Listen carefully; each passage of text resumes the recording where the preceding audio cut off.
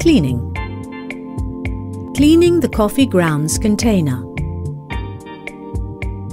When empty grounds container is displayed, the grounds container must be emptied and cleaned. To clean, with the machine on, remove the drip tray, empty and clean. Empty the grounds container and clean thoroughly to remove all residues left on the bottom. This can be done with the spatula on the brush provided.